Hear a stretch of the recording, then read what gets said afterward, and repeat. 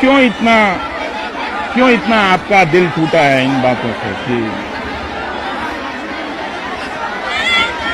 इतने साल हमारे माँ बाप, हमारे दादा दादी सब यहीं के रहने वाले हैं और आज हमसे पूछा जा रहा है कि हमारे प्रूफ दिखाएं। हम क्या, हमारे जैसे कितने लोग हैं, आप देख सकते हैं कितने दुख है कि हम भारत के रहने वाले और हमसे कहा जा रहा है कि हम बताएं, हम प्रूफ दें कि हम भारत के हैं या नहीं है।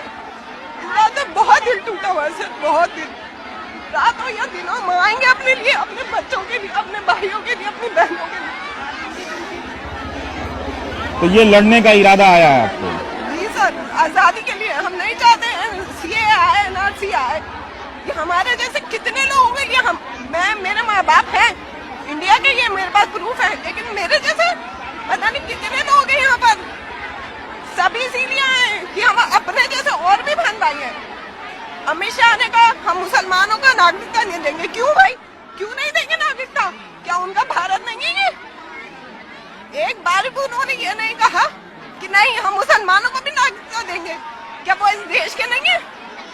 इस बात पे हमें गुस्सा है और कोई बात नहीं है हमें। वो एक बार वो कह रहे हैं कि वो बाहर की बात है, वो बाहर के 3 देशों की बात है। साफ साफ इंटरव्यू में कहा है कि एनआरसी जब आएगी तो हम सबको नागरिकता देंगे, हिंदू को, ईसाइयों को, क्रिश्चियन को, पर हम मुसलमानों को नहीं देंगे। क्यों?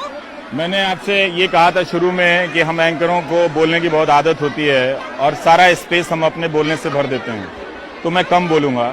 लेकिन मैं एक बात कहना चाहता हूँ, ये गुलशन है, यहीं की रहने वाली हैं।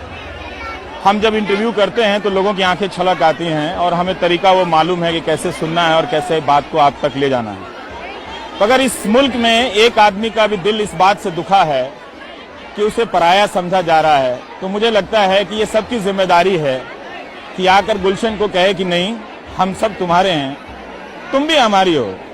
मैं आपको कैमरा मोड़ के दिखाना चाहता हूं कि इनकी गोद में अंबेडकर की तस्वीर नहीं होती। अगर मजहब की ये लड़ाई होती, जैसा कि मीडिया बना रहा है कि ये मजहब की लड़ाई है, संविधान की लड़ाई नहीं है, तो अंबेडकर नहीं होते, इनके हाथों में तिरंगा नहीं होता। ये फर्क आपको समझना है कि आखिर हम इस मोड़ पर कहां आ गए, कैसे पहुंच गए कि किसी को लगने लगा कि उससे उसकी वतन परस्ती, मुल्क के प्रति मोहब्बत का प्रमाण मांगा जाएगा, कुछ कागज मांगा जाएगा। 20 दिन हो गए, उन्होंने एक बार भी नहीं सोचा कि हमें कुछ तो सोचना, कुछ तो तसल्ली दे दे। वो इतना ही कहते कि नहीं, जैसे हम हिंदू को और ईसाइयों को सबको देंगे, तो हम इतना वो ये भी कहते ना कि नहीं, मैं अपने मुसलमान भाइयों को भी नागरिकता दूंगा, तब भी हम सब सुकून से बैठ जाए। तो ज्यादा आपको डर एनआरसी को लेकर है?